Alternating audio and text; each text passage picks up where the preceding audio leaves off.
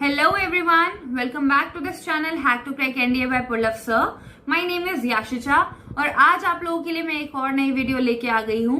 इस वीडियो में हम लोग क्या करने वाले हैं, इडियम एंड फ्रेजेस करने वाले हैं, that to 500 plus idiom and phrases for NDA. ठीक है, तो आप लोग जानते हैं कि हमारे एनडीए एग्जाम में वोकैबुलरी का जो पार्ट है बहुत ज्यादा इंपॉर्टेंट रोल प्ले करता है। ठीक है, उसमें से इडियम एंड फ्रेजेस का बहुत बड़ा हाथ है, क्योंकि पिछले बार भी हमारे 10 क्वेश्चंस इडियम एंड फ्रेजेस के आए हुए थे। ठीक है, तो चलिए हम लोग करने जा रहे हैं इडियम एंड फ्रेजेस। ये रहने वाला है हमारा फर्स्ट पार्ट। ठीक है, विदाउट एनी डिले चलो स्टार्ट करते हैं।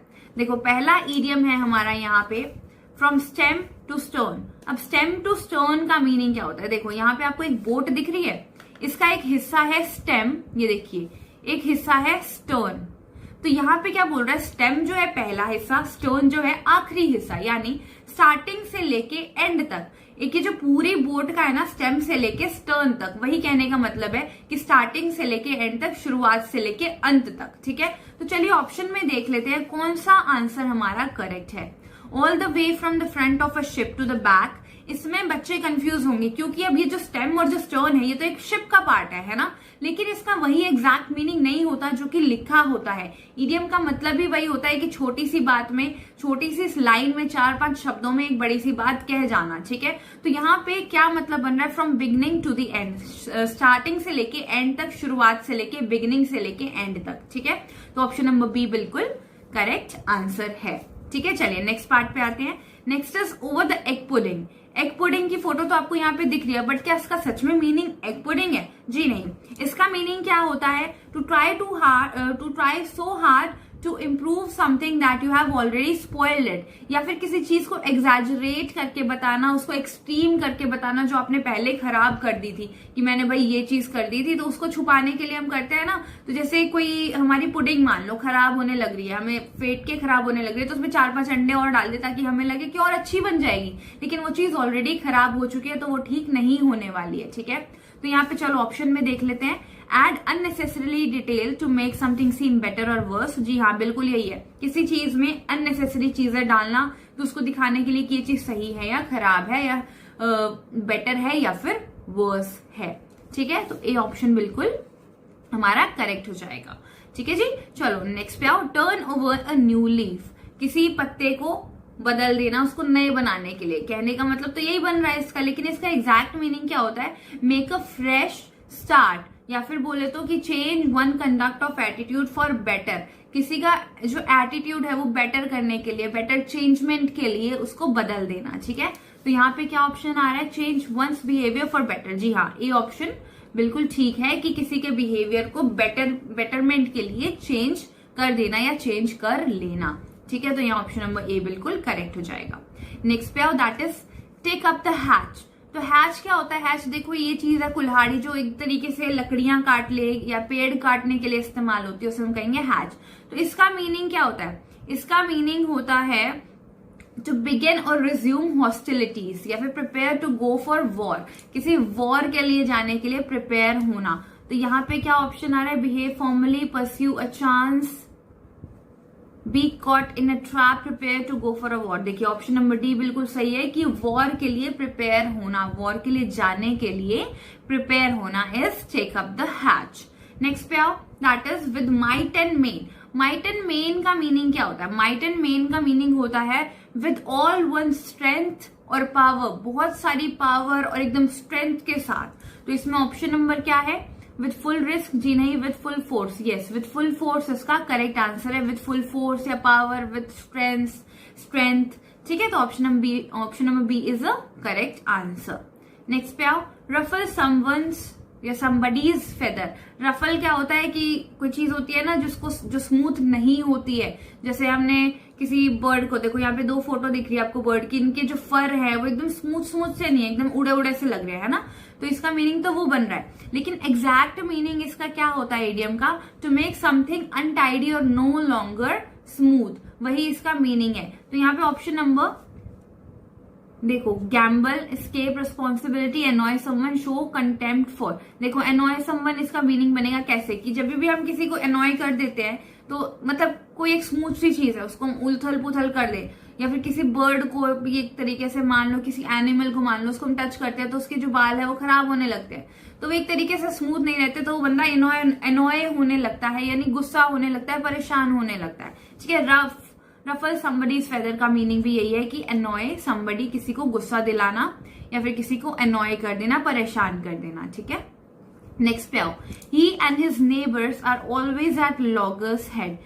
वो और उसके जो नेबर्स हैं, नेबर्स क्या होते हैं, पड़ोसी, are always at loggerheads. तो लॉगर्स हेड का मीनिंग क्या होता है, इसका मतलब होता है इन वायलेंट डिस्प्यूट और डिसएग्रीमेंट। हमेशा लड़ते झगड़ते रहते हैं, एक दूसरे से बहस करते रहते हैं, एक दूसरे की जो कहा सुनी है वो डिसएग्री करते रहते हैं, यानी एक दूसरे की बात को मानते नहीं हैं। ठीक है, तो वही इसका मीनिंग भी बन रहा है, agree on everything, no disagreeing on everything. हर किसी चीज पे डिसएग्री होना इसका करेक्ट आंसर है, यानी एक दूसरे की बात नहीं मानना, और दूसरे की एकदम बोलते हैं ना कि इसने ये चीज कह दी तो मैं ये चीज कैसे मान लूं, अगर उसने ये चीज कह दी तो मैं ऐसे चीज क्यों मान लूं, तो वही चीज है डिसएग्रीइंग ऑन एवरीथिंग।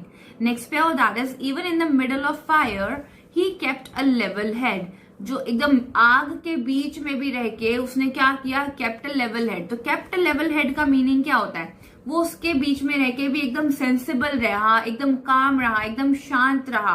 काम वर्क वाला काम नहीं, CALM वाला काम, विच इज शांत। ठीक है, शांत रहा। तो यहाँ पे क्या है, was impulsive, no, was sensible, yes, he was sensible. इतनी आग लगी हुई थी फिर भी उसके बीच में खड़े होके he was behaving like a sensible man. ठीक है, तो B option is a correct answer. Next पे आओ, the winning team decided to go for the jugular in the last quarter of the match. जो विनिंग टीम थी वो jugular के लिए रेडी हो गई थी, go for the jugular in the last quarter of the match. तो यहाँ पे गो फॉर द जगलर एक ईडियम है, तो इसका मीनिंग क्या होता है, इसका मीनिंग होता है to attack somebody's weaker point during a discussion in aggressive way. तो जो इस टाइम पे क्या था, उन लोगों ने क्या सोचा कि लास्ट क्वार्टर के जो मैच में जो दूसरी ओपोनेंट टीम है उनके हम वीक पॉइंट्स पे अटैक करेंगे। ठीक है, तो यहाँ पे क्या बन रहा है, डी ऑप्शन देखो, अटैक ऑल आउट, अटैक करेंगे उन पे। ठीक है, तो यहाँ पे D option is a correct answer. Next पे आओ, everybody thought Asha and Ashok were a happy couple. सबको लगता था कि आशा और अशोक जो है वो सुखी कपल है। तो जो बट आगे क्या लिखा है, but it was just make believe, but it was just a make believe. तो मेक बिलीव का मतलब क्या होता है, मेक बिलीव का मतलब ये होता है कि जो चीज आप एक्चुअली में दिखाते हैं वो होता नहीं है, प्रिटेंड करते हैं कि आप खुश नहीं है बट फिर भी स्माइल कर रहे हैं। आप एक दूसरे को दिखा रहे हैं कि यू आर हैप्पी कपल, आप बहुत खुश हैं, बट अंदर ही अंदर आप घर पे जाके लड़ाई झगड़ा कर रहे हैं, बर्तन तोड़ रहे हैं, बर्तन फेंक रहे हैं, फोन तोड़ रहे हैं भाई, है ना। तो वो इसका मतलब है, they want us to make believe कि वो बहुत खुश है, they are happy, but inside they are just pretending to be happy। ठीक है, तो यहाँ पे pretense is a correct answer, that is option number D। ठीक है जी, चलो 11th पे आओ। 11th is steal someone's thunder।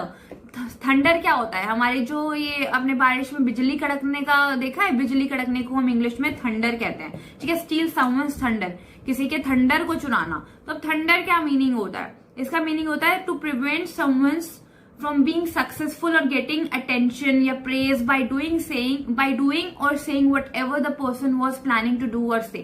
मतलब किसी और की बोलते हैं ना कि किसी और का क्रेडिट अपने पे ले लेना, कि अगर दूसरे व्यक्ति ने एक प्रोजेक्ट बना लिया, चलो है ना, रात में बैठ के वो बंदा प्रोजेक्ट बना रहा है और आपने उसके प्रोजेक्ट को चुरा के अपने बॉस के सामने प्रेजेंट कर दिया, और तारीफ तो आपको मिली ना जो उसको मिलनी चाहिए थी। It means you are just क्या कहते हैं, आप किसी का चुरा रहे हो, you are stealing his praise या फिर उसकी मेहनत, और वो चीज आपको मिल रही है। तो स्टील समवन्स थंडर का मतलब यही होता है किसी और के किए गए काम का क्रेडिट खुद पे लेना, चाहे वो अच्छा हो या बुरा हो। ठीक है, take credit for something someone else did, किसी और ने कोई काम किया और आपने उसका क्रेडिट ले लिया, that is option number A is correct answer. ये चीज समझ आ गई। चलो नेक्स्ट पे, that is our manager is feared by everyone for he is hard as a nail. हमारे मैनेजर से सबको ही डरता था क्योंकि वो as hard as a nail था, नेल की तरह सख्त था। ठीक है, तो इससे क्या बन रहा है, वेरी टफ, या फिर बोले तो नॉट सेंटिमेंट, जिसके अंदर बहुत ज्यादा इमोशंस नहीं है, वो एकदम सख्त, एकदम स्ट्रिक्ट रहता था, है ना भाई, सख्त था वो। तो इसका आंसर है हमारा अनरिलेटिंग, ये वाला। अनरिलेंटिंग। अनरिलेंटिंग का मतलब ये होता है जो कि टस से मस नहीं होता इंसान, जो उसने एक बात कह दी तो वो कह दी, उसकी सारी सबने बात माननी ही चाहिए, एकदम स्ट्रिक्ट वे में वो चीज कह दी तो वो चीज होनी चाहिए। तो unrelenting is the correct answer, that is option number B. ठीक है जी, चलो नेक्स्ट पे आओ। Next is cut a sorry figure. Cut a sorry figure का मीनिंग क्या होता है? कट अ सॉरी फिगर का मीनिंग होता है मेक अ पुअर इंप्रेशन या फिर प्रेजेंट वनसेल्फ पुअरली। जैसे बोलते हैं ना कि यार ये बहुत ज्यादा शरारती है, इसका इंप्रेशन हमारे ऊपर कैसा पड़ रहा है, बहुत पुअर, यानी ये पुअर इन द सेंस कि शरारती वाला पुअर, गरीब वाला पुअर नहीं। ठीक है, तो इसका मतलब वही है। तो ऑप्शन नंबर यहाँ पे देख लेते हैं। डिड नॉट स्टैंड स्ट्रेट, नहीं। अपोलोजाइज फॉर हिज रिमार्क्स, नहीं। Created a wrong impression, no. Made a poor impression, वो अपना इंप्रेशन जो क्या करता है, पुअर क्रिएट कर देता है। ठीक है, चलो नेक्स्ट पे आओ। That is to grease the palm. Grease the palm का मतलब क्या होता है? ग्रीज द पाम का मतलब होता है कि किसी को जैसे रिश्वत देना बोलते हैं ना, ब्राइब समवन, टू गिव रिश्वत, रिश्वत देना या ब्राइब समवन। तो option number C is correct option, that is to bribe. Bribe का मीनिंग क्या होता है? रिश्वत देना। देखो घूसखोरी देना, यहाँ पे देखो दे रहा है ना, ये इसके हाथ वो कर रहा है, ग्रीस कर रहा है पैसों से, यानी किसी को रिश्वत देके अपने करे हुए काम को करवाना, जो काम करवाना चाहते हैं वो करवाना। ठीक है, तो अब नेक्स्ट पे आओ। That is 15। He is a fine man but to call him a saint is lying it on thick. वो एक बहुत अच्छा आदमी है बट उसे सेंट कहना is like lying it on thick. तो इसका मीनिंग क्या है? Exaggerate someone to impress someone. Lying it on thick का मतलब क्या होता है? किसी के सामने एग्जैजरेशन करना, बहुत सारी चीजों की बकैती झाड़ना बोलते हैं ना, जैसे कि भाई एग्जैजरेट कर करके बोल रहा है, बड़ी बड़ा चढ़ा के चीजों को बोल रहा है ताकि वो सामने वाला जो है इम्प्रेस हो जाए या फिर उसकी बातों पे फ्लैटर हो जाए। ठीक है, तो option number A is an क्या बोलते हैं, एग्जैजरेशन। एग्जैजरेशन का मतलब क्या होता है? बड़ा चढ़ा के चीजों को बोलना। ठीक है, नेक्स्ट पे आओ। नेक्स्ट दोस्तों, इससे पहले हम अपने वीडियो में आगे बढ़े, मैं आपको एक छोटी सी इन्फॉर्मेशन देना चाहूँगा। That is final call to save big with the Unacademy unlock. आपको पता है कि अभी तक अनअकैडमी सब्सक्रिप्शंस पर आपको 20% का डिस्काउंट मिल रहा था, लेकिन आज 31 जुलाई रात के 11:49 तक आपके पास आखिरी मौका है कि आप अनअकैडमी सब्सक्रिप्शन पे अप टू 53% सेव कर सकते हो। फॉर एग्जांपल, अगर आप 6 महीने का सब्सक्रिप्शन लेते हो तो आपको 6 की जगह 7 महीने का सब्सक्रिप्शन मिलेगा, जिसके टोटल वैल्यू आपकी लगभग 14,050 रुपये होगी। और उसका करंट प्राइस ऑफर लगने के बाद आपको पता है 10,750 होगा, लेकिन आपको 10,750 भी नहीं देना है, बल्कि इस टाइम पे जो आपको देना है वो देना है 8,600। तो मोटा मोटा आप लोग 40 से 50% अपने अनअकैडमी सब्सक्रिप्शन पर बचा सकते हो। तो आज की दोस्तों, आज की 31 जुलाई रात की 12 बजे आपका आखिरी दिन है। Subscribe to Unacademy plus now to avail this offer, क्योंकि इससे ज़्यादा छूट आपको अनअकैडमी के ऑफर्स पे आज के बाद कभी नहीं मिलने वाली है। Next is she played ducks and drake with her money. तो वो अपनी पैसे के साथ डक्स एंड ड्रेक्स खेलती थी, वो प्ले करती थी। तो डक्स एंड ड्रेक्स का मीनिंग क्या होता है? डक्स एंड ड्रेक्स का मीनिंग होता है किसी चीज को रेकलेसली यूज करना, एकदम रफली यूज करना, बिना उसके आउटकम को जाने कि उसका आउटकम बैड भी हो सकता है। यानी पैसे को इस तरीके से इस्तेमाल करती थी जैसे कि उसको उसका आउटकम ही नहीं पता था, यानी बर्बादी करती थी एक तरीके से, है ना। तो यहाँ पे ऑप्शन क्या है? Spend lavishly. देखो लेंट नहीं होता, लेंट नहीं होगा हमारा, स्पेंड लैविशली होगा। एकदम अमीरों की तरह उड़ाती रहती थी, बट उसे पता ही नहीं था कि उसके पापा इतनी मेहनत से पैसा कमा के लाते थे। भाई हमें तो उड़ाने से मतलब है, तो उड़ाएंगे भाई, है ना। तो option number B is correct answer, that is spend lavishly. Ducks and drakes is a idiom. ठीक है, नेक्स्ट पे आओ। He had to eat humble pie for his intense rudeness. उसको humble pie खानी पड़ी उसकी बहुत ज्यादा rudeness के कारण। तो यहाँ पे मीनिंग क्या है? To face humiliation, to face humiliation and subsequently apologise for a serious mistake. यानी बहुत ज्यादा बेइज्जती महसूस करनी पड़ती है और उसके बाद माफी भी मांगनी पड़ती है। तो उसको क्या करना पड़ा? बहुत ज्यादा अपनी रूडनेस के कारण बेइज्जती महसूस करनी पड़ी, साथ ही साथ उसने जो कुछ कह दिया होगा रूडनेस में, उसके लिए उसे माफी भी मांगनी पड़ी। To eat and humble pie. ठीक है, तो इसका मतलब क्या है? Suffer humiliation. ठीक है, option number B is correct answer. Next पे आओ। That is he left the town under the cloud. Under the cloud का मीनिंग क्या होता है? अंडर द क्लाउड का मीनिंग होता है people have a poor opinion of them because of something they have done. किसी चीज के लिए उनका पुअर ओपिनियन होना, ठीक है, तो वो इसका मीनिंग होता है। तो इसमें हमारा आंसर क्या बनेगा? Answer is B, in disgrace instead of not being respected by others. किसी के लिए जैसे बोलते हैं ना कि यार इसके बारे में मेरे को बहुत ज्यादा अजीब सा फील होता है, पुअर विचार है मेरे इसके बारे में, तो वही है इन डिसग्रेस। इन डिसग्रेस का मीनिंग क्या होता है? State of being not respected by others people usually because you have behave badly और you have done something wrong. ठीक है, तो इसका मतलब ये होगा बी। ठीक है, नेक्स्ट पे आओ, बॉल इन योर कोर्ट। इसका मतलब क्या होता है कि जैसे हम कभी खेलते हैं ना तो बॉल हमारे कोर्ट में आ जाती है। जी नहीं, इसका ये मीनिंग नहीं है। इसका मतलब ये है कि देखो ऑप्शन में बता देती हूँ, request someone to return your belonging, जी नहीं, to tell someone politely about his or her mistake, put the blame on the other, it is up to you to make the next decision or step। जी हाँ, D option बिल्कुल हमारा correct हो जाएगा। इसका मतलब क्या बनेगा? If you say that ball is in someone's your court or in someone's court, you mean that it is in her responsibility to take next action or decision in a situation। तो यानी कोई भी ऐसी situation हो गई या फिर मान लो कोई भी एक अगला स्टेप जो लेना है, आपके कोर्ट में अगर बॉल है तो मतलब वो नेक्स्ट स्टेप आपके हाथ में है कि आप अगला स्टेप या अगला डिसीजन कैसे लेते हैं, किसके लिए लेते हैं और क्या चीज आपका अगला डिसीजन होने वाला है। ठीक है, so it is up to you that how you make your next decision और स्टेप। ठीक है, so option number D will be the correct answer.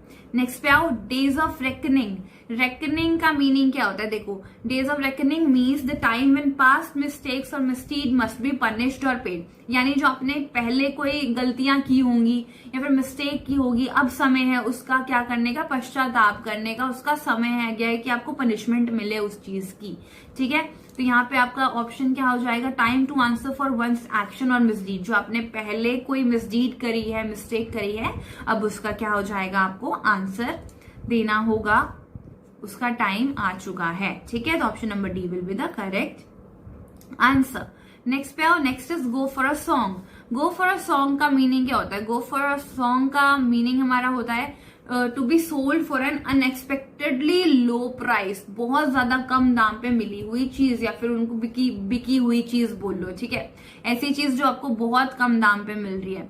तो यहाँ पे क्या हो रहा है? Happy to go lucky attitude नहीं, something which is prohibitively expensive, बहुत ज्यादा जो एक्सपेंसिव होती है यानी महंगी होती है। जी नहीं, वंस फेवरेट म्यूजिक नहीं, सोल्ड चीपली, ऐसी चीज जो बहुत ज्यादा सस्ते दामों पे मिलती है, जो बिकती है। ठीक है, जैसे यहाँ पे लिखा भी हुआ है सेल, 70% की सेल, यानी बहुत ज्यादा चीप रेट पे मिल रही होगी भाई, 30% पे तो हमें देना है ना।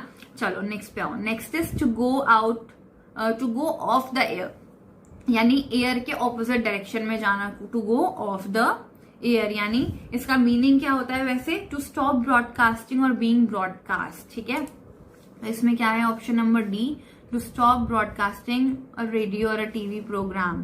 ठीक है, so D will be the correct answer. ठीक है, नेक्स्ट पे आओ, next is to go down like a lead balloon. To go down like a lead balloon का मीनिंग क्या होता है? इसका मीनिंग होता है, ये मेरे को आप बताओगे। चलो एक क्वेश्चन मैं आप लोगों को दे देती हूँ, ये आप मुझे कमेंट में बताएंगे। ठीक है, to go down like a lead balloon.